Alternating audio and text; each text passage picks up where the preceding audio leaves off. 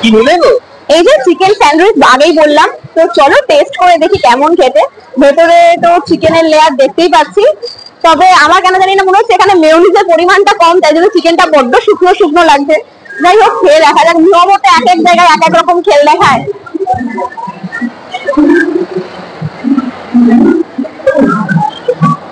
মোটামুটি ভালো খেতে, কারণ এর থেকে আমাদের মধ্যে বেশি ভালো খেতে হয়।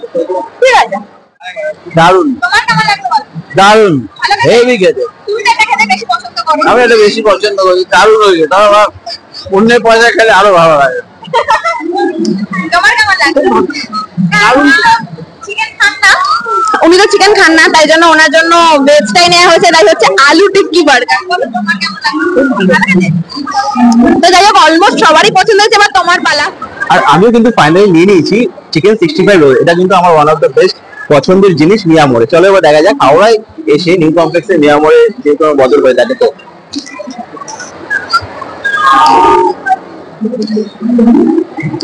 আমরা যখন বদ্রেশ্বর বা শ্রীরামপুর অন্য জায়গায় যেরকম খেয়ে থাকি সেরকম কিন্তু নয়, আমার সাইজও একটু ছোট লাগছে। আর ভেতরে স্টাফিংটা ম্যাক্সিমাম মশলাই আছে, চিকেনের পরিমাণ খুবই কম। তবে লাস্টে আমরা যখন নিউ কমপ্লেক্সে খেয়েছিলাম এরকম কিন্তু ছিল না, টেস্ট আর সাইজ কিন্তু প্রপার ছিল। এবারে কিন্তু আমার খুব একটা ভালো লাগলো না। জানি না, তোমরা এটা পার্সোনালি ট্রাই করে দেখো কিরকম লাগে, তারপর আমাদের না জানিও।